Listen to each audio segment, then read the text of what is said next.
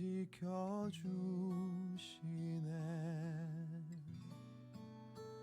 날 써주소서.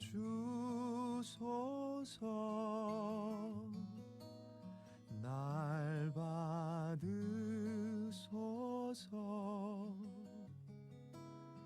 내 생명 다해 주만 섬기리. 사랑합니다.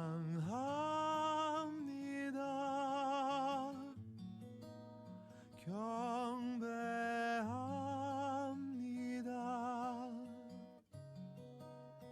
내 생명 되신 나의 주.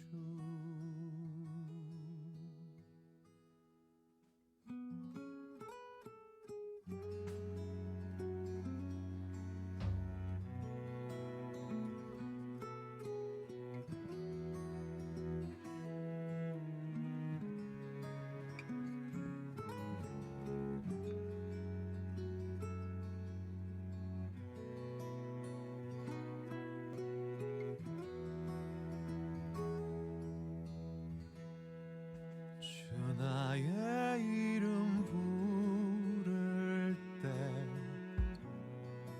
나의 이름이 종이게 되리.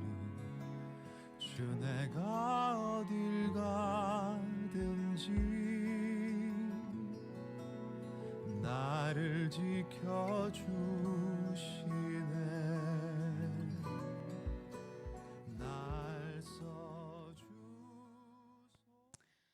할렐루야! 디모데 예배에 오신 여러분을 진심으로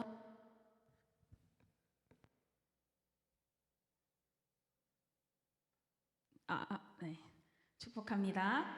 이 시간 모두 자리에서 일어나셔서 함께 사도신경으로 예배로 나아가도록 하겠습니다. 나는 전능하신 하나님 천주를 믿습니다. 나는 그의 유일하신 아들 우리 주 예수 그리스도를 믿습니다.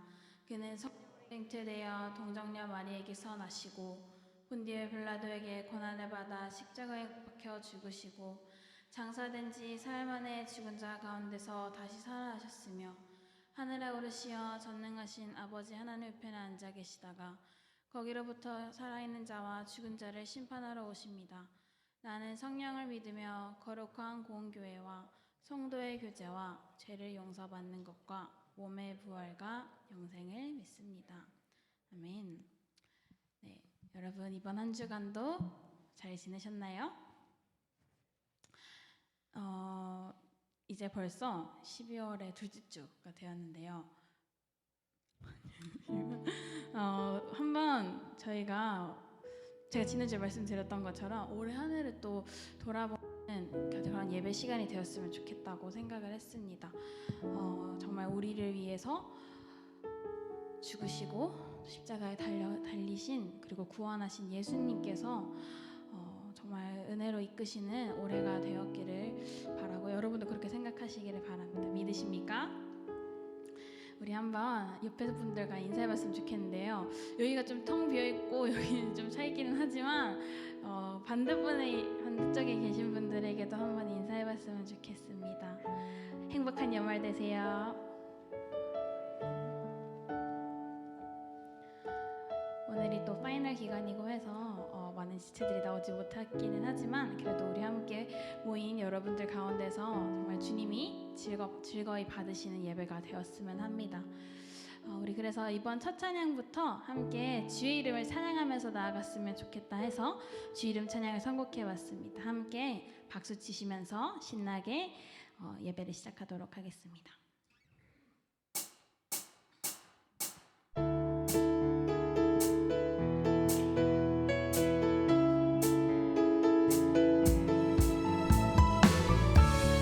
우리에게 끝없는 사랑 주시는 그 주님의 이름을 다 함께 소리쳐 찬양합시다.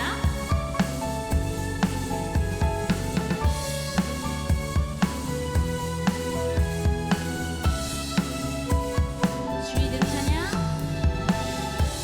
주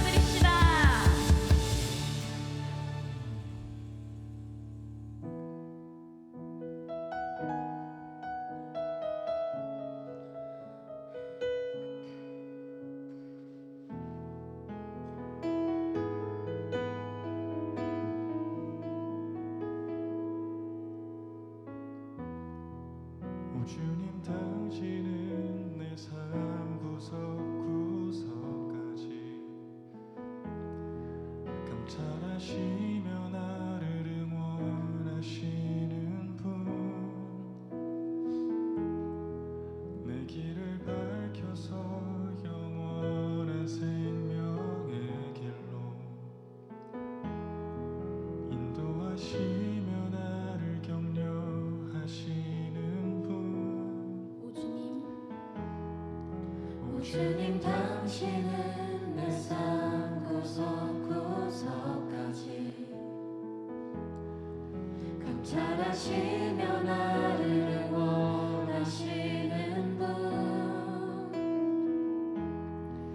내 길을 밝혀서 영원한 생명의 길로 인도하시며 나를 격려하시는 분. 크고 작은 갈등을 겪곤 하지만 항상 결국 당신을 선택합니다. 나의 유일한 고백의 대상은 오직 아름다운 당신뿐입니다. 나의 유일한 고백의 대상은 오직 아름다운 당신뿐입니다. 나의 예배를 받으소서. 홀로 영광을 받으소서. 주여 나의 주여.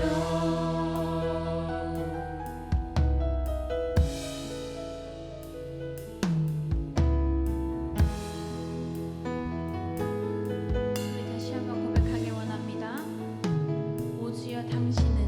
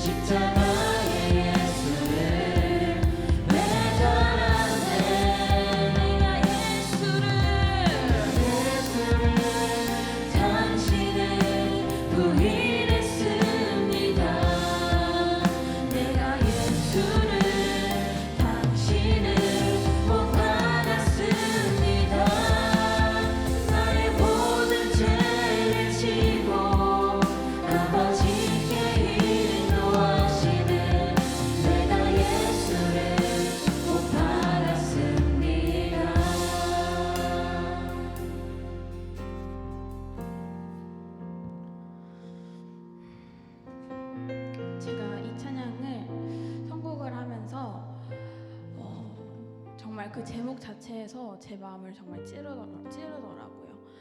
내가 예수를 못 박았습니다 라는 후렴의 가사와 제목이 정말 저를 창피하고 비참하게 만들었던 것 같아요. 올해 한 해를 돌아보면서 내가 행했던 것들, 내가 할 수 있었던 것들, 이게 다 하나님 은혜고 예수님의 은혜인데 그냥 내 힘으로만 한 거라고 생각하면서 한 해를 마무리할 것만 같은 저의 모습을 보게 되더라고요. 사실은 그게 아닌데 진짜 하나님께서 우리를 정말 사랑하셔서 십자가에 못 박혀 죽으시고 구원하셨기 때문에 저희가 이렇게 은혜를 누리면서 살아갈 수 있는 건데 이런 생각이 많이 들었던 것 같습니다. 그래서 정말 내가 예수님을 십자가에 못 박은 그 자가 아닌가라는 생각과 그런 기도를 많이 했던 것 같아요. 그래서 이렇게 예수님께서 우리를 위해서 십자가에 못 박혀 죽어 돌아가셨는데 우리가 예수님의 자녀로서 하나님의 자녀로서 진짜 하나님 붙들면서 계속 나아갔으면 좋겠다는 말씀을 여러분들에게 드리고 싶어서 이렇게 이야기를 하게 되었고요. 그러면서 이제 2절의 가사를 함께 고백하게 될 텐데요. 2절 가사에서 이렇게 시작을 합니다. 예수 참 사랑과 평화의 주님. 예수님께서 십자가에 못 박혀 죽고 돌아가셨고 우리에게 사랑과 평화를 주셨습니다. 여러분 그걸 믿으십니까? 믿으시면서 함께 2절의 가사로 나아가도록 하겠습니다.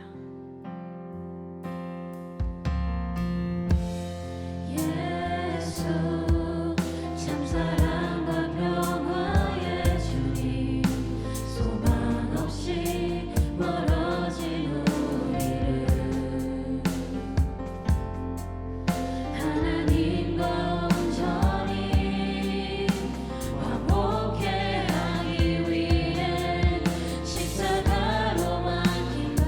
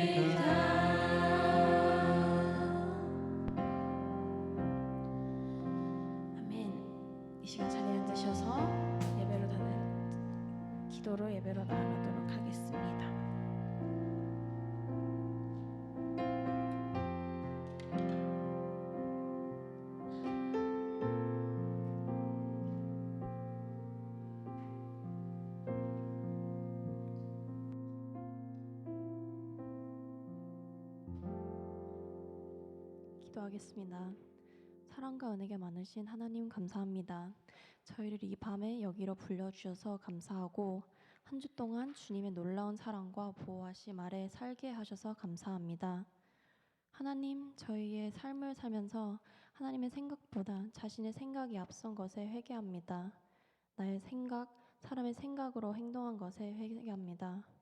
우리가 연약하고 부족한 존재임을 인정하고 아버지 앞에 나왔으니 주님 용서하시고 결단하게 하시고 회복하여 주시옵소서. 이 예배를 위해 수고하신 모든 손길들도 축복하여 주시옵소서. 특히 2025년 한 해 동안 열심히 섬겨주셨던 임원단, 그리고 앞으로 2026년 한 해 동안 섬겨주실 새로운 임원단 지체들 축복하여 주시옵소서. 말씀을 전해주시는 김인 목사님에게 주님께서 크신 능력을 베푸사 능력 있는 말씀 전할 수 있도록 인도해 주시고, 그 말씀을 들을 때 저희가 깨닫고 은혜 받아 세상에 나아가서 물들지 않고 빛과 소금의 역할을 충실히 행할 수 있도록 주님께서 인도해 주세요. 하나님, 이제 지난 해를 돌아봅니다. 때로는 세상살이에 지치고 힘에 겨워 한숨 짓기도 했습니다. 때로는 감당할 수 없는 고난의 순간을 맞아 절망의 늪에 빠져 있기도 했습니다. 그러나 지금 돌아보니 그 모든 순간마다 주님은 우리의 연약한 손을 붙잡아 주셔서 감사드립니다. 그리고 이제 곧 2026년의 해가 밝아집니다. 저희에게 새해를 주심에 감사드리고 계속해서 하나님 안에 기쁨으로 살아가게 인도하여 주시옵소서. 저희에게 어려움들이 생기더라도 대처할 수 있는 지혜를 허락해 주시옵소서. 저희가 주님의 이름으로 모여 하나님 앞에서 예배할 수 있고 우리에게 구원을 허락하셔서 감사드리며 이 모든 말씀 우리를 사랑하시는 예수님의 이름으로 기도드립니다. 아멘.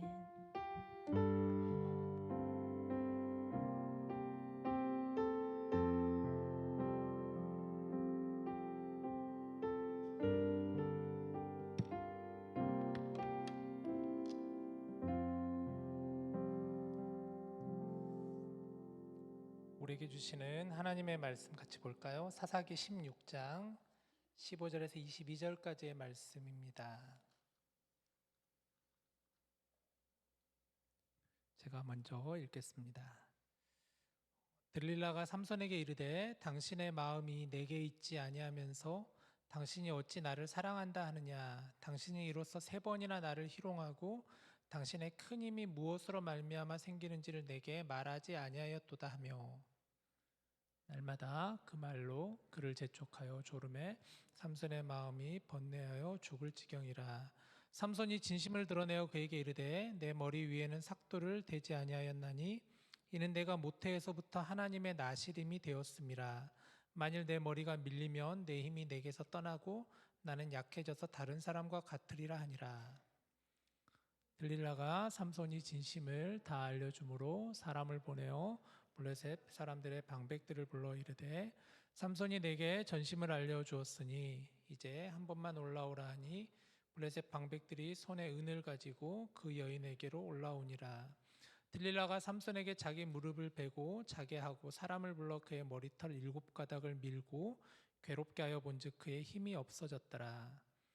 들릴라가 이르되 삼손이여 블레셋 사람이 당신에게 들이닥쳤느니라 하니 삼손이 잠을 깨며 이르기를 내가 전과 같이 나가서 몸을 떨치리라 하였으나 여호와께서 이미 자기를 떠나신 줄을 깨닫지 못하였더라.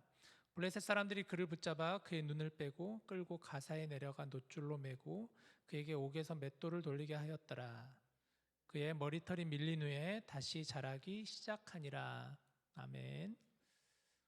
여러분 잘 지내셨어요? 날씨가 굉장히 많이 춥습니다. 이번 주말이 가장 추운 것 같아요.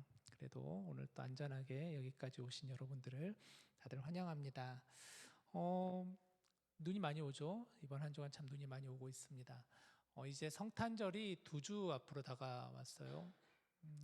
벌써 한 해가 거의 저물어가고 있는데 이번 성탄절에 우리는 성탄 그 전야 예배죠. 촛불 전야 예배인데 그때 우리 디모데는 예년과는 좀 다르게 예년에 좀 우리가 정적으로 약간 뭐 영상을 찍기도 했었고 아니면 나와서 특송을 하기도 했었고 주로 그랬었는데 이번엔 조금 더 동적으로 워십 댄스 플래시몹이라고 하죠. 갑자기 나와서 이렇게 함께하는 그런 워십 댄스로 우리가 이번 이번에 준비를 하게 됩니다. 그래서 오늘과 다음 주 예배 마치고 바로 그 자리에서 여러분 함께 같이 다 같이 한번 연습해보는 시간을 가질 거예요. 아마 이 중에 여러분들 중에는 뭐 주중 이제 다른 일정이 있는 분들도 있을 거예요. 뭐 한국에 가시는 분도 있고 아웃 오브 타운인 분도 있지만 그래도 다 같이 참여했으면 좋겠습니다. 하든 하지 않든 같이 함께 맞춰보고 그러면서 왜냐하면 그게 우리가 꼭 누군가를 보여드리기 위한 게 아니라 이 시간 자체가 예수님께 예수님의 탄생을 기뻐하고 축하하는 그런 자리이니 함께하는 시간 되었으면 좋겠어요. 자, 오늘은 이제 사사기 브로큰 히어로 7번째 시간입니다. 조금 전에도 얘기했듯이 이제 연말이 다가오고 있어요. 여러분 연말 다가오면은 어떤 생각들을 주로 하나요? 아무래도 한 해를 정리하잖아요. 올 한 해 어떤 한 해였는가를 돌아보게 됩니다. 그러면서 이런 생각들을 하죠. 과연 잘하고 있는 건가? 처음에 계획했던 대로 내가 그 방향을 잘 맞춰서 가고 있는가라는 생각을 꼭 하게 됩니다. 청년뿐만 아니라 중년에 이른 저도 마찬가지인 것 같아요. 저도 나이가 40이 넘었는데 40대 중반인데 여전히 저도 제 삶 가운데 늘 돌아보면서 지금 잘 가고 있나?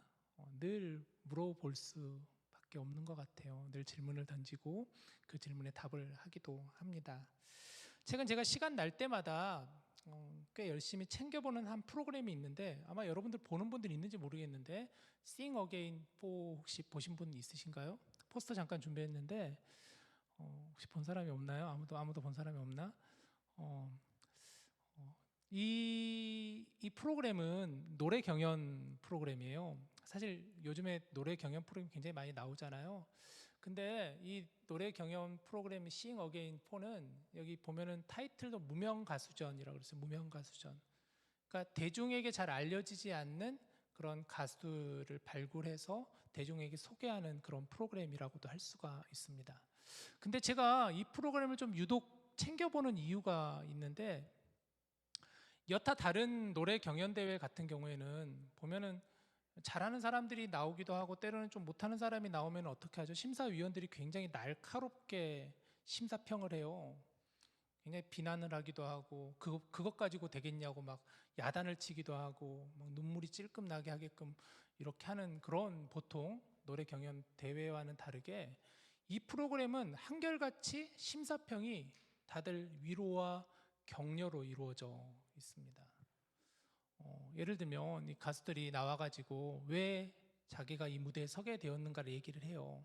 저는 그동안 열심히 수년 동안 노력을 하고 열심히 연습을 했는데 제 노래를 사람들이 알아봐 주지가 않아요. 그러면서 늘 드는 생각이 과연 내가 가는 이 길이 맞나 이런 얘기를 하는 거예요.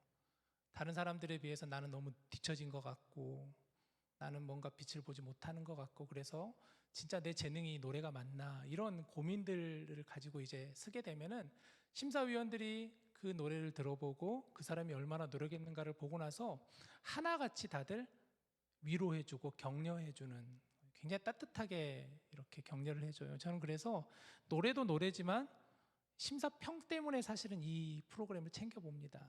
보면서 많은 위로를 받기도 하고 힘을 얻기도 하기 때문이에요. 우리는 살면서 참 많은 힘을 쓰고 있습니다. 여러분 다 그렇지 않아요? 여러분들 다들 많은 힘을 내서 열심히 달려가고 있잖아요. 다들 힘을 많이 쓰고 최선을 다해서 달려가고 있다고 저는 생각해요. 그런데 중요한 문제는 우리가 달려가면서 그게 힘이 있느냐 없느냐가 중요한다라기보다는 그 힘을 가지고 과연 어떤 방향을 향해 가고 있는가. 아까도 얘기했던 것처럼 과연 내가 열심히 달려가고는 있지만 그 방향이 맞나? 내가 맞는 길을 지금 가고 있는 건가 하는 질문을 안 할 수가 없다는 것이죠. 오늘 우리가 살펴보고 싶은 삼손이 그런 의미에서 보면 굉장히 의미 있는 인물로 저는 다가왔습니다. 아마 여기 여러분 다 삼손 이야기는 주일학교를 경험해 보신 분들은 대충 어느 정도는 삼손을 잘 알 거 아니에요? 삼손 하면 어떤 사람입니까? 굉장히 힘이 센 사람이잖아요. 사실 이스라엘의 역사 가운데 많은 사사들 가운데 가장 힘이 센 사사가 삼손이었어요. 그러나 역설적이게도 가장 힘이 센 사사였지만 가장 방향을 잃어버린 사사가 삼손이라고 할 수가 있습니다. 그는 힘이 없어서가 아니라 그 힘을 잘못 사용했던 사람이에요. 그 힘을 하나님의 뜻이 아니라 자신의 욕망과 자신의 이기적인 마음을 가지고 썼던 사람이 바로 삼손이라고 할 수가 있습니다. 그러다가 결국은 마침내 그 힘을 잃게 되고 눈이 뽑히게 되고 많은 사람들에게 조롱받는 자리에까지 떨어져 버렸습니다. 그런데 놀랍게도 그의 마지막은 절망으로 끝나진 않아요. 하나님을 찾았을 때 하나님께서 삼손을 다시 회복시켜 주시는 것을 보게 됩니다. 오늘 그런 이야기를 여러분들과 같이 나누고자 해요. 사사기를 보면은 우리가 지금까지 많은 사사들을 다뤘잖아요. 그 중에서 삼손이 가장 많은 분량을 차지하고 있습니다. 사사기에서 4장을 차지하고 있어요. 13, 14, 15, 16장에 걸쳐서 4장을 할애해서 삼손 이야기를 다루고 있습니다. 먼저 삼손은 태어날 때부터 하나님께 구별된 사람으로 태어났어요. 아이가 없는 한 가정에 하나님의 사자가 찾아오셔서 장차 아이를 갖게 될 것인데 그 아이는 하나님께 구별된 사람이다라고 말씀을 하게 되었어요. 나실인이라고 합니다. 나실인이라고 하는데 민수기 6장에 보면은 하나님께서 모세에게 나실인에 대한 이야기를 하세요. 나실인은 하나님께 구별된 사람, 하나님을 위한 일을 헌신하는 사람이 바로 나실인이에요. 그런 사람으로 하나님이 택하셔서 삼손을 태어나게 하셨는데, 근데 중요한 건 나실인의 규정이 있어요. 3가지 규정이 참 중요한데 민수기 6장에 보면 이런 내용이 있습니다. 첫 번째는 나실인이 되면은 반드시 지켜야 되는 첫 번째 규정이 뭐냐면은 절대 포도주나 독주를 마시면 안 된다. 술을 마시면 안 된다는 거죠. 두 번째는 죽은 사체나 아니면 동물의 시체나 사람의 시체를 가까이 해서는 안 된다라는 거예요. 시체를 가까이 해서는 안 된다. 그리고 마지막 3번째는 절대 머리에 칼을 대서는 안 된다. 머리를 자르면 안 된다라는 이 3가지 규정이 있었어요. 포도주를 먹으면 안 되고, 시체를 가까이 하면 안 되고, 머리에 칼을 대면 안 된다. 머리를 자르면 안 된다. 왜 그런지는 정확하지는 않지만 이 규정을 통하여서 하나님은 뭔가 구별된 사람으로 세우고자 하셨던 것이라고 저는 생각이 들어요. 일종의 하나님과의 약속이라고 할 수가 있겠죠. 나실인의 정체성을 가지고 그것을 지켜가면서 나는 하나님을 향한 구별된 사람이다 라는 늘 정체성을 가지고 살아라라는 말씀으로도 볼 수가 있을 거예요. 그런데 삼손이 그런 정체성을 잊어버리고 말았습니다. 삼손은 유독 힘이 셌던 사람이었는데, 그러나 이 힘이라는 것은 사실은 그 힘의 출발점은 하나님이었습니다. 하나님께서 힘을 삼손에게 주셨던 거예요. 나실인으로서 그 힘을 가지고 블레셋과의 전쟁에서 승리할 수 있도록, 그리고 이스라엘의 사사로 세우시고자 했던 하나님의 특별한 목적과 계획이 있어서 삼손에게 힘을 주셨는데 삼손은 그 힘을 잘못 사용하고 버렸다라는 것이죠. 잊어버렸어요. 그 힘을 주신 분이 누구신가를 그는 잊어버리고 만 거예요. 나실인의 삶을 살았어야 되는데 삼손의 관심은 자기 눈에 좋게 보이는 것이었어요. 유독 삼손은 여인을 참 좋아했습니다. 여자를 참 좋아하는 사람으로 묘사가 돼요. 삼손의 삶에는 3명의 여인이 나오는데 14장에 보면은 딥나라는 지역에 한 여인이 나와요. 딥나 지역에 살고 있는 여인이 나오게 되고, 그리고 오늘 우리가 읽은 본문인 16장에는 바로 기생이라고 하는 기생, 가사라는 지역에 살고 있는 기생, 우리 기생이 뭔지 알죠? 지난번에도 한번 다뤘듯이 기생, 그리고 오늘 본문에 나오는 소렉 골짜기라는 지역에 살고 있는 들릴라라는 여인이 나옵니다. 삼손은 이 여인들을 좋아하고 사랑하게 되었어요. 그런데 하나같이 이 3명의 여인들은 다 그 출신 지역이 블레셋이었습니다. 삼손은 블레셋과 맞서 싸우는 이스라엘의 사사로 하나님이 부름 받았는데, 그런 삼손은 블레셋 여인들을 사랑하게 되었다라는 거예요. 자그마치 이스라엘은 블레셋에 의해서 40년 동안 고난을 당하고 압제를 당했는데 도저히 가까워서는 안 되는 블레셋 여인을 사랑하게 되었습니다. 당시 이스라엘은 블레셋에게 이렇게 고통을 당했는데 사사기의 패턴 있잖아요. 패턴 여러분 잘 이제 계속해서 강조를 하니까 아실 텐데 한번 슬라이드를 그래서 다시 한번 보여드리려고 가지고 와봤는데 보세요. 이게 사사기의 패턴이에요. 죄가 있으면 하나님이 그 죄에 대해서 징계를 하세요. 그러면 그리고 나서 이스라엘은 그리고 나서야 회개를 하죠. 그러면 또 하나님께서 그 회개를 받으시고 구원하세요. 그렇지만 그 구원을 또 이스라엘 백성들은 잊어버려요. 망각하게 돼요. 이게 패턴이에요. 여기서 마지막에 있는 망각을 여러분 한번 주의해서 보십시오. 이스라엘 백성들은 하나님께서 늘 구원해 주셨는데 그들은 잊어버렸다라는 거예요. 잊어버렸어요. 그들은. 삼손 역시도 마찬가지였습니다. 그는 블레셋 여인을 취해버렸어요. 하나님께서 엄격히 금하시는 이방 여인을 취하지 말아라고 하는 하나님의 그 법도를, 명령을 그는 잊어버렸어요. 망각해버렸어요. 사사기를 읽으면서 우리가 놓쳐서는 안 되는 단어가 있는데 저는 있다라는 단어예요. 있다. 하나님을 잊어버린 것, 자신들의 정체성을 잊어버린 것, 하나님의 은혜와 사랑을 잊어버린 것, 이게 이스라엘 백성들의 문제였었죠. 삼손도 바로 그랬던 사람이었어요. 사랑하는 여러분, 우리는 먼저 잊어서는 안 돼요. 우리가 내가 가는 길이 과연 맞는 방향인가? 나는 지금 옳은 길을 가고 있는가? 내가 걷는 길이 과연 맞을까? 라는 이런 질문을 던질 때마다 먼저 우리에게 선행되는 질문은 나는 정말 하나님을 기억하고 있는가? 혹여나 내가 하나님을 잊고 있는 것은 아닌가? 혹여나 이 과정 속에서 하나님이 나에게 주신 은혜와 인도하심을 내가 잊고 있는 것은 아닌가? 이 질문을 꼭 먼저 던져보셔야 됩니다. 나를 인도해 주시고 나를 붙잡아 주신 하나님을 잊어서는 안 됩니다. 오늘 본문을 보면 사사기 16장을 보면 이제 삼손과 들릴라가 나오는데 삼손은 들릴라라는 여인에게 흠뻑 빠져 있습니다.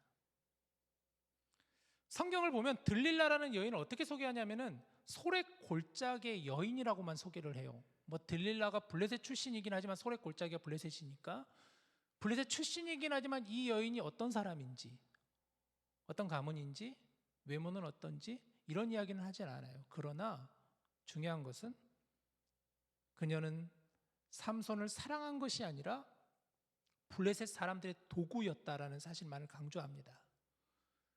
당시 이 블레셋은 삼손의 힘이 너무 궁금했던 것 같아요. 왜냐하면 늘 가는 족족 삼손이 블레셋 사람들을 물리치고 피해를 입혔기 때문이겠죠. 그래서 그들은 들릴라를 찾아와서 이렇게 말합니다. 오늘 본문 5절이에요. 블레셋 사람의 방백들이 그 여인에게로 올라가서 그에게 이르되 삼손을 꾀어서 무엇으로 말미암아 그 큰 힘이 생기는지 그리고 우리가 어떻게 하면 능히 그를 결박하여 굴복하게 할 수 있는지를 알아보라. 그러면 우리가 각각 은 1,100개씩을 너에게 주리라. 그러니까 블레셋 사람들이 들릴라를 찾아와서 삼손의 힘의 근원이 무엇인가를 알아달라라고 하면서 돈으로 들릴라를 매수하게 됩니다. 들릴라는 그 매수에 그대로 넘어가 버려요. 이걸로 봐서는 분명 들릴라는 삼손을 인간적으로 사랑한 것은 아니었다라는 것을 보게 되죠. 삼손을 어쩌면 이용한 사람이었을 수도 있겠죠. 당시 기준으로 보면 어마어마한 액수였을 것입니다. 삼손은 이 사실을 몰랐어요. 혹은 알면서도 외면했을지도 몰라요. 왜냐하면 삼손은 들릴라를 너무나 좋아했기 때문이에요.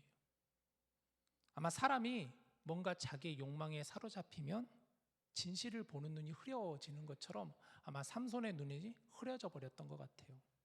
들릴라의 아름다움에 취해서 그의 매력에 취해서 그는 자신이 어떤 사람인지를 잊어버리고 말았던 것이죠. 들릴라는 삼손의 힘의 근원이 무엇인지를 묻습니다.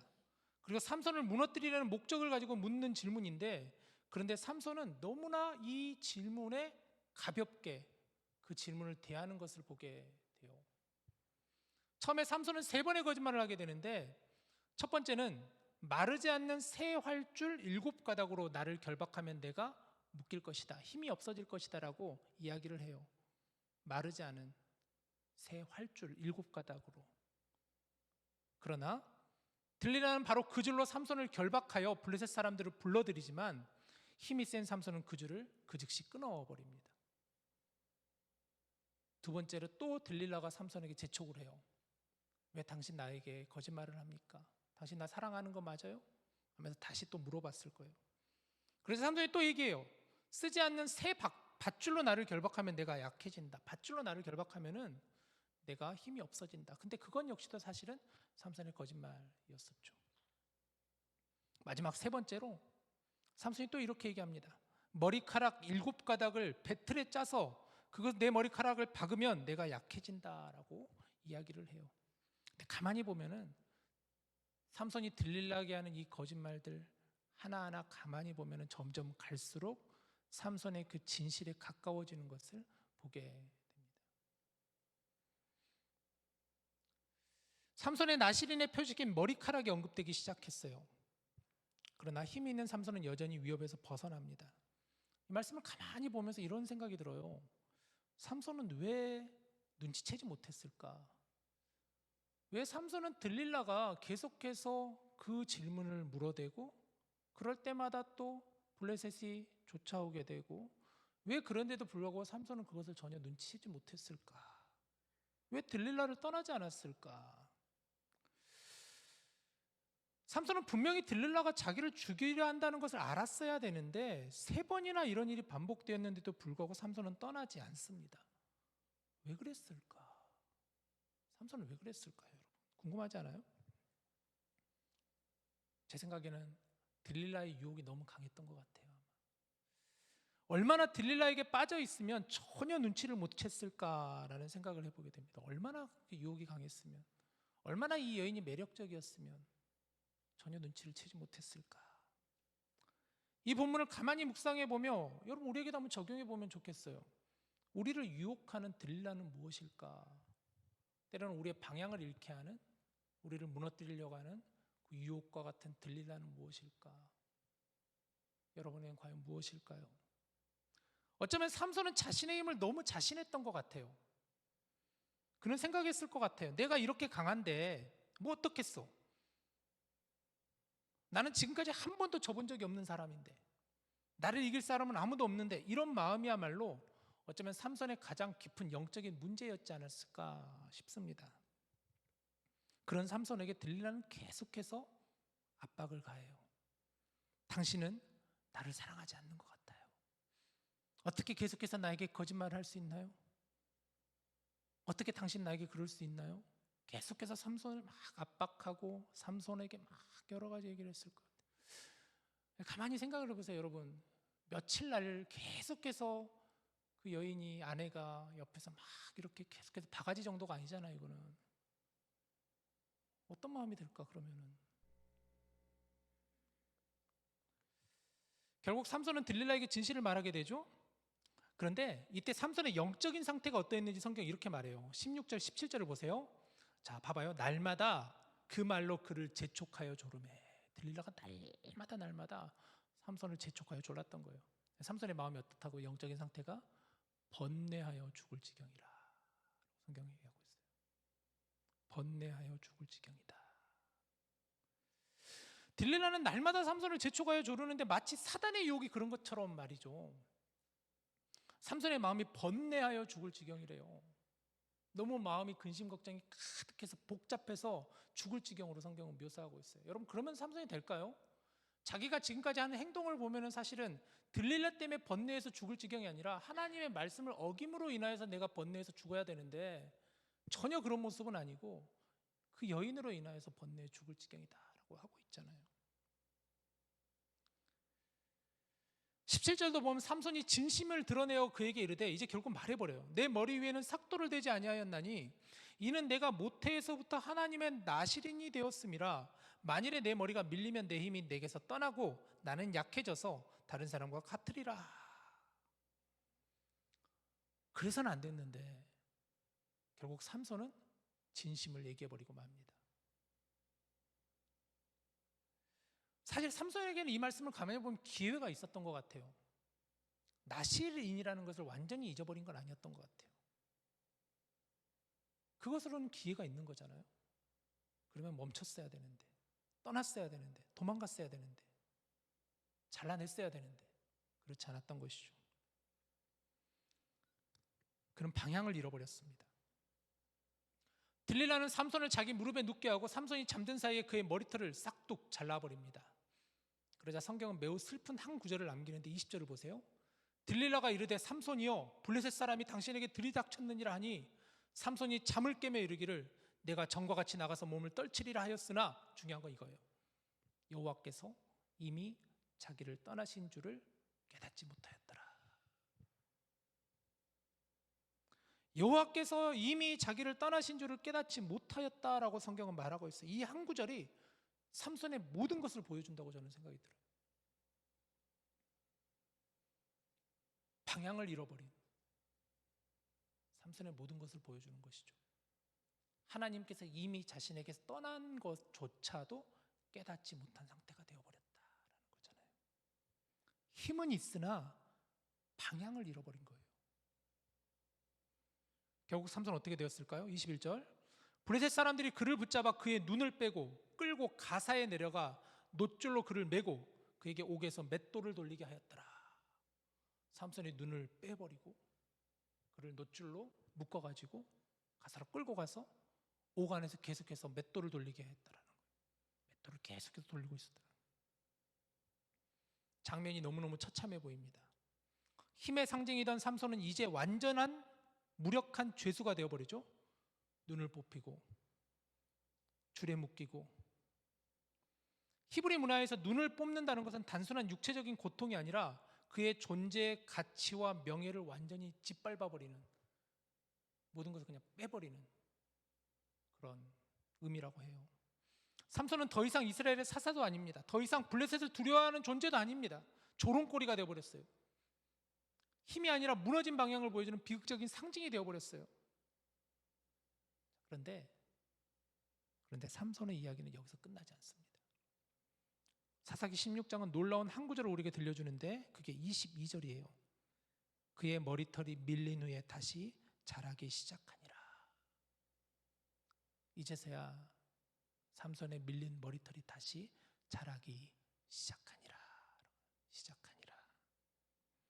무슨 의미일까요? 삼손의 실패였지만 그게 끝이 아니라는 것이에요. 그의 죄가 그의 인생의 마지막이 아니라는 거예요. 하나님이 여전히 삼손을 포기하지 않으셨다라는 것을 성경은 말해주고 있어요. 삼손은 힘은 있으나 방향을 잃었지만 그러나 하나님은 그런 삼손을 버리지 않으셨다라는 것이죠. 여러분, 이게 은혜입니다. 이게 은혜예요.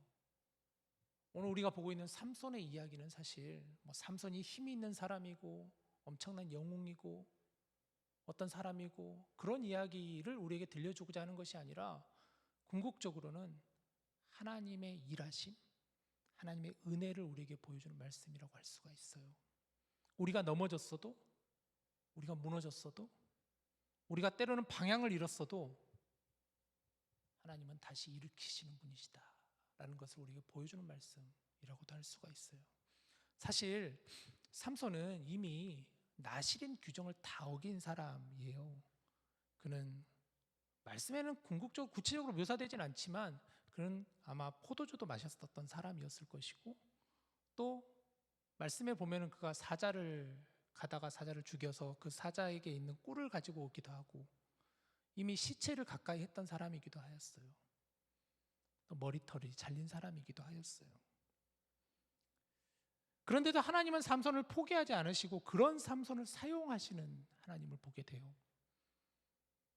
그가 나실인 규정을 어겼기에 힘이 없어진 것이 아니라 중요한 것은 하나님의 영이 떠났기에 힘을 잃은 거예요.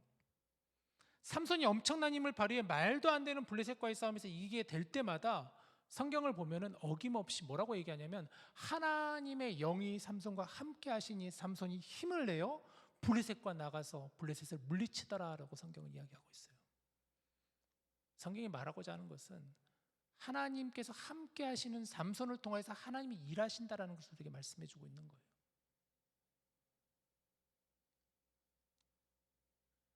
삼손의 이야기의 결말은 어떻게 되었을까? 본문 23절에서 31절 말씀은 이렇게 나오는데 그냥 읽으면 조금 심심할 것 같아서 제가 그래서 여러분 드라마 바이블을 한번 준비해 봤습니다. 짧은 구절이지만 드라마 바이블 구절 한번 여러분 눈으로 보시고 귀로 한번 들어보세요. 한번 봅시다. 다시 자라기 시작하니라. 블레셋 사람의 방백들이 이르되 우리의 신이 우리 원수 삼손을 우리 손에 넘겨주었다. 하고 다 모여 그들의 신 다곤에게 큰 제사를 드리고 즐거워하고 백성들도 삼손을 보았으므로 이르되 우리의 땅을 망쳐놓고 우리의 많은 사람을 죽인 원수를 우리의 신이 우리 손에 넘겨주었다. 하고 자기들의 신을 찬양하며 그들의 마음이 즐거울 때에 이르되 삼손을 불러다가 우리를 위하여 제주를 부리게 하자. 하고 옥에서 삼손을 불러내매 삼손이 그들을 위하여 제주를 부리니라. 그들이 삼손을 두 기둥 사이에 세웠더니 삼손이 자기 손을 붙든 소년에게 이르되 나에게 이 집을 버틴 기둥을 찾아 그것을 의지하게 하라. 그 집에는 남녀가 가득하니 블레셋 모든 방백들도 거기에 있고 지붕에 있는 남녀도 3,000명가량이라. 다 삼손이 제주 부리는 것을 보더라. 삼손이 여호와께 부르짖어 이르되 주 여호와여 구하옵나니 나를 생각하옵소서. 하나님이여 구하옵나니 이번만 나를 강하게 하사 나의 두 눈을 뺀 블레셋 사람에게 원수를 단번에 갚게 하옵소서. 삼손이 집을 버틴 두 기둥 가운데 하나는 왼손으로 하나는 오른손으로 끼어 의지하고 삼손이 이르되 블레셋 사람과 함께 죽기를 원하노라.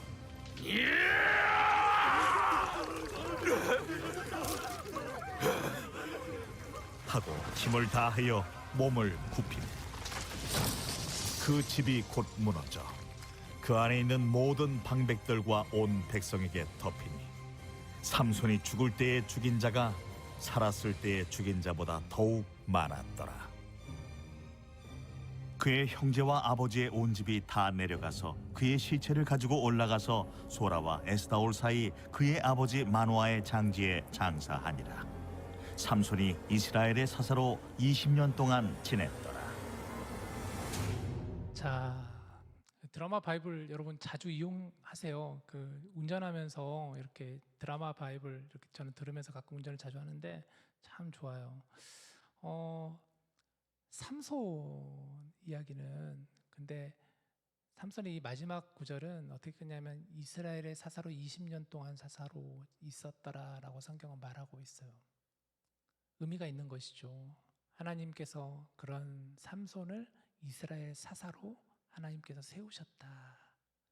그 사사에서 패하지 않으셨다라는 의미도 있고 사실 더 눈여겨볼 구절은 28절이라고 저는 생각이 들어요. 28절 한번 다시 한번 봅시다. 그래서 28절을 보면 삼손이 옥에서 지금 그 상황 속에서 이제 하나님께 부르짖어 이른다. 여호와께 부르짖어 이르되 아까 그 드라마 바이블에서 성우가 보면은 굉장히 실감나게 하잖아요. 주 여호와여 구하옵나니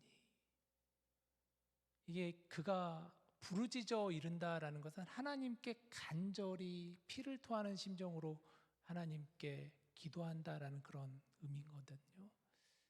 아마 삼손의 일평생 이렇게 기도해 본 적이 있을까라는 생각이 들어요. 아마 그런 적 없었을 것 같아요. 그는 태어나서부터 늘 힘이 있었던 사람이었고 승승장구했던 사람이었고 모든 사람이 눈여겨보는 사람이었을 텐데 그러나 이제 그가 방향을 잃고 있는 상황 가운데 다시 하나님을 향하여 부르짖어 이뤘다라는 거예요. 주 여호와여 구하옵나니 나를 생각하시옵소서. 이번만 나를 강하게 하사 나의 두 눈을 뺀 블레셋 사람에게 원수를 단번에 갚게 하옵소서. 삼손은 하나님을 향해 나아가게 되는 것을 보게 됩니다. 다시 하나님께로 돌아가는 삼손을 우리는 만나게 되는 것이죠. 이제 그는 알게 되었어요. 자신의 힘은 내 힘으로 아니라 하나님이 주신 것임을, 하나님이 떠나신 순간 아무것도 아님을 깨닫게 되었습니다. 그리고 방향을 잃었던 그의 인생이 마지막 순간에 다시 하나님을 향해 돌아가는 삼손을 우리는 만나게 됩니다. 말씀을 정리해보죠. 여러분, 삼손 이야기는 우리에게 너무나 익숙한 이야기예요. 그러나 삼손 말씀을 통해 우리에게 주시는 분명한 메시지가 있습니다. 오늘 제목처럼 힘은 있으나 방향을 잃어버린 삼손이라는 거예요. 하나님께서 여러분들에게 주신 힘은 무엇일까요? 우리에게 주신 힘은 무엇일까요? 우리 각자에게도 아마 하나님이 힘을 주셨을 거예요. 여러분 각자 하나님께서 여러분에게 주시고자 하는 하나님의 계획과 뜻이 있으셨기에 하나님이 주신 힘이 있을 거예요. 우리는 그걸 은사라고도 하죠. 달란트라고도 부르죠. 여러분의 그 힘이 무엇입니까? 그 힘을 적절하게 잘 사용하고 있나요? 혹여나 방향을 잃어버리고 있지는 않나요? 힘은 가졌으나 잘못된 방향으로 나아간 삼손은 마지막에 가서야 그래도 결국 하나님을 향하였습니다. 진심을 다해 하나님을 찾고 부르짖었습니다. 하나님 우리에게 어떤 분이실까요? 우리가 사사기서를 읽고 나누면 절대 놓쳐서는 안 되는 질문이에요. 하나님 어떤 분이신가? 하나님은 어떻게 일하시는 분이신가? 하나님의 은혜는 도대체 어떤 은혜인가? 여러분 삼손의 이야기는 실패의 이야기가 아니라고 저는 생각합니다. 실패의 이야기가 아니라 하나님의 은혜의 이야기다. 그 은혜의 이야기를 우리 삶에 다시 한번 부여잡고 이 귀한 연말의 시간 잠시 가던 걸음을 멈추고 방향을 다시 한번 점검하시고 그 방향을 올바르게 나아가시는 저와 여러분 될 수 있기를 주님의 이름으로 간절히 축복합니다. 우리 시간 같이 함께 찬양하고 기도했으면 좋겠는데요. 나는 예배자입니다 라는 찬양을 같이 함께 부르고 기도했으면 좋겠어요. 나는 예배자입니다. 이 찬양의 가사를 가만히 보면은요, 거룩한 은혜를 향하여, 내 영혼이 거룩한 은혜를 향하여, 내 마음이 완전한 하나님을 향하여 라고 그랬어요. 그래서 나는 지금 이 자리에서 지금 이 시간 하나님을 예배합니다 라는 고백이에요. 방향을 잃고 혹시나 살아가고 있는 저와 여러분이라면 이 찬양을 함께 부르고 다시 한번 나는 하나님을 예배하는 사람입니다. 거짓말하고 결단하는 저희들 되기를 원합니다. 나는 하나님을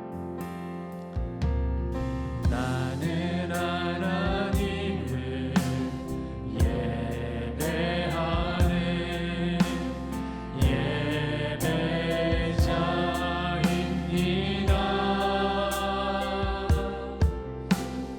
내가 서 있는 곳 어디서나 하나님을 예배합니다.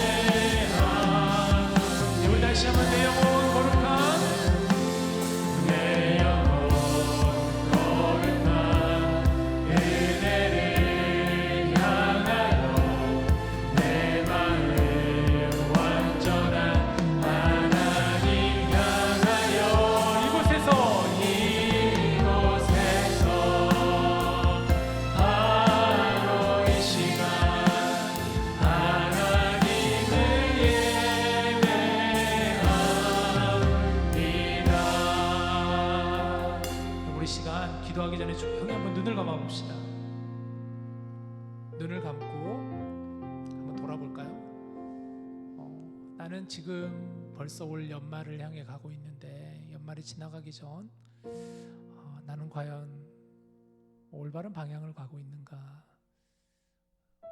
힘을 가지고 열심히 달린다고 달리고 있는데 나름 힘을 내서 달려가고 있는데 과연 방향이 올바른가? 옳은 방향을 향해 가고 있나?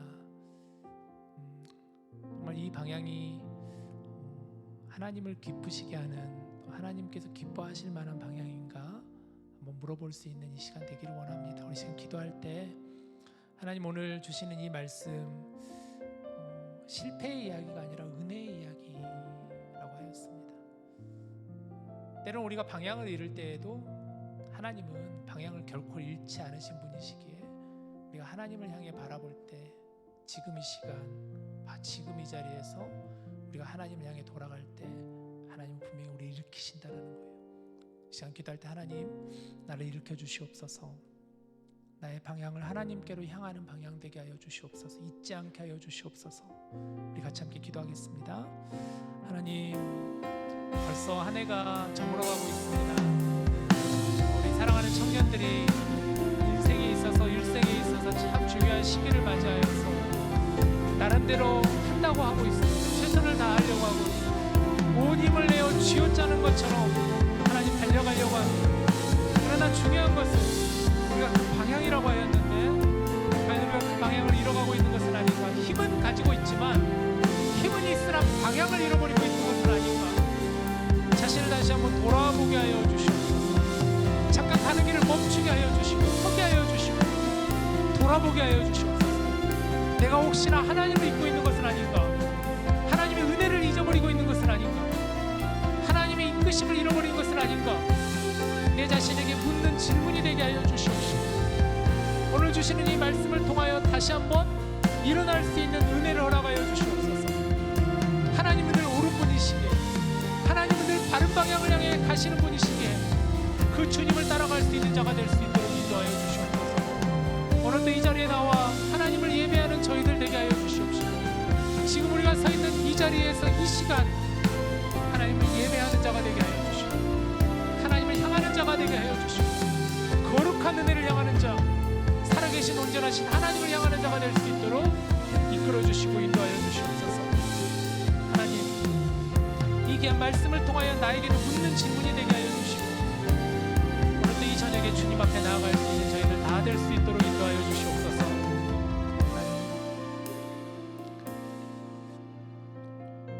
하나님 벌써 한 해가 저물어갑니다. 이제 얼마 남지 않은 한 해, 이 남은 시간 동안 제가 잘 정리하고 마무리하기를 원합니다. 그것을 위해서 잠깐 이 자리에 서서 잠깐 멈춰서 내가 달려갔던 그 길을 다시 한번 돌아보는 자가 되게 하시고 행여라도 어긋난 길을 잠깐 방향을 이상한 길로 가고 있는 이가 있다면 다시 한번 그 방향을 수정하게 하여 주셔서 우리 주님을 바라보며 하나님을 향하여 나아가는 저희들 다 될 수 있도록 인도하여 주옵소서. 우리 주 예수님의 이름으로 기도합니다. 아멘. 우리 다 함께 자리에 일어나셔서 같이 봉헌하겠습니다.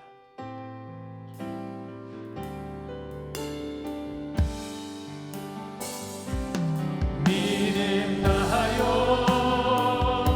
그 위에 서리라. 하나님의 나라는 무너지지 않으리. 믿음 다하여 그 나라 세워가리라. 주님 곧 오실 때까지 주님 곧 오실 때까지 믿음 다하여 주님을 향하여 나아가는 저희들 다 되게 하여 주시옵소서. 기말 시험을 준비하고 있는 많은 학생들이 있습니다. 또 많은 과제 앞에 허덕이는 가운데 지쳐 있는 이들도 있습니다. 하나님 힘을 주시고 지혜를 주시고 능력을 더하여 주시옵소서.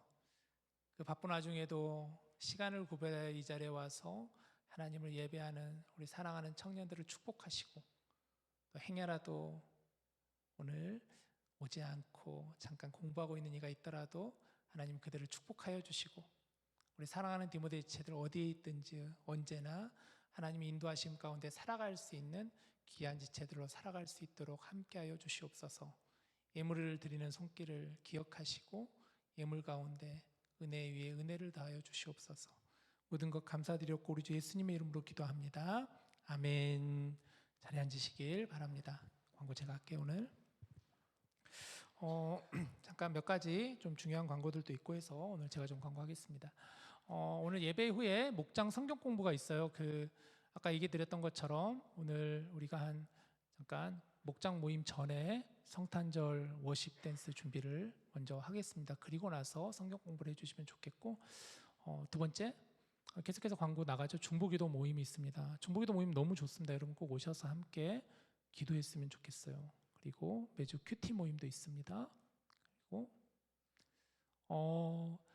지난 화요일 날 저녁에 원래 파이널 파이팅을 우리 임원단이 준비했는데 워낙 눈이 많이 와가지고 그날 긴급 공지도 드렸던 것처럼 다시 연기가 돼서 돌아오는 수요일 날 여러분들에게 파이널 파이팅으로 다가갑니다. 이번에는 좀 방식을 바꿔서 학생들을 대상으로 저희가 하고 있어요. 그래서 무스타워, 이 장소는 중보기도 모임 장소예요. 그래서 수요일 날 중보기도 마치고 그 자리에 오셔서 이 맛있는 간식을 받아가시면 됩니다. 준비는 수량이 한정이 있다고요. 그래서 꼭 오셔서 가시기를 부탁드리겠습니다. 네. 봄학기 목장 참여 인원 조사를 지금 실시하고 있어요. 이번 주에 지금 한 30-40명 정도 이렇게 신청을 했는데 한 좀 더 해야 되죠. 한 2배는 더 해야 되는데 아직 안 하신 분들이 있으면 꼭 해주시기를 바랍니다. 우리 디모데는 목장은 여러분 필수예요. 이건 선택이 아니라 디모데 지체라면 누구나 다 목장 문을 꼭 들어오셔서 함께 하셔야 됩니다. 다음 주 헌금은 선교 헌금으로 드립니다. 매월 셋째 주 우리는 선교 헌금으로 드리게 되는데 우리 디모데는 2분의 선교사님을 후원하고 있습니다.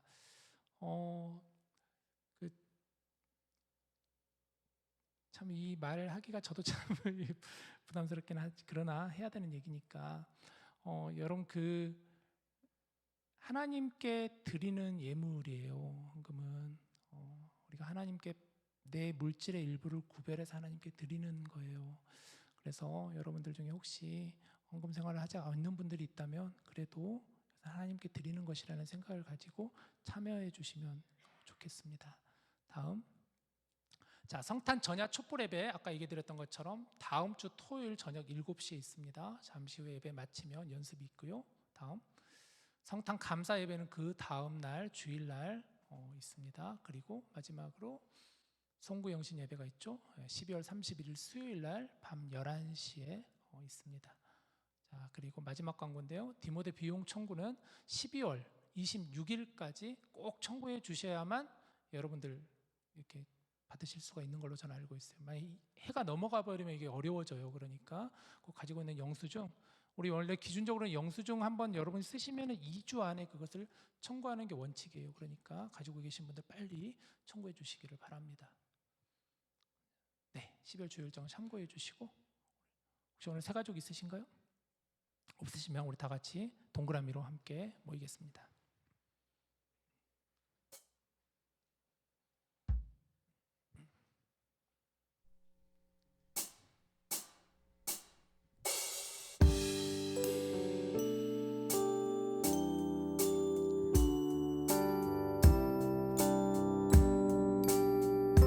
서로를 바라보면서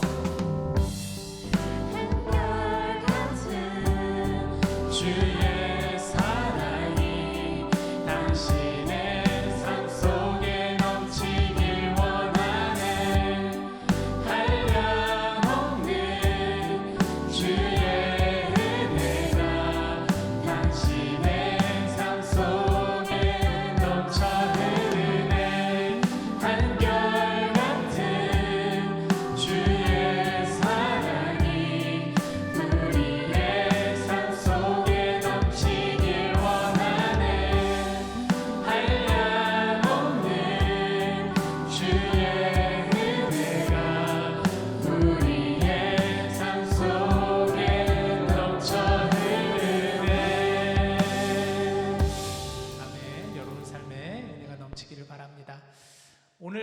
마지막이신 분 혹시 계시지는 않으시죠? 네, 오늘 오랜만에 온 우리 유홍 형제 반갑습니다. 잘 오셨습니다. 12월 생일자 잠깐 축복하는 시간 갖도록 할게요. 잠깐 12월 생일이신 분들 혹시 이름이 안 적혀 있어도 괜찮은데 잠깐 한 발자국만 앞으로 나와주시면 저희가 여러분을 축복하겠습니다.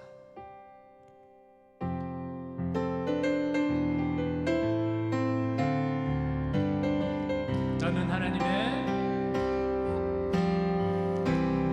하나님의 사랑, 아름다운 하나님의 사랑. 나는 널 위해 기도하며 내 길을 축복할 거야. 너는 하나님의 선물, 사랑스러운 하나님의 열매. 주의 품에 꽃 피운 나무가 되어줘. 축복합니다. 제가 축도하고 마치겠습니다. 이제는 우리 주 예수 그리스도의 은혜와 하나님의 사랑과 성령님의 교통하심이 하나님을 향해 살아가는 진정한 예배자가 되어 주님께로 한 걸음 한 걸음 그 방향을 맞추어 걸어가기를 원하고 다짐하고 결단하는 우리 모든 디모데 지체들 위해, 또 시험을 준비하고 있는 우리 학생들 위해, 연약한 이웃들과 복음을 증가하시는 선교사님들 위해 이제로부터 영원토록 함께 하시기를 간절히 축원하옵나이다. 아멘.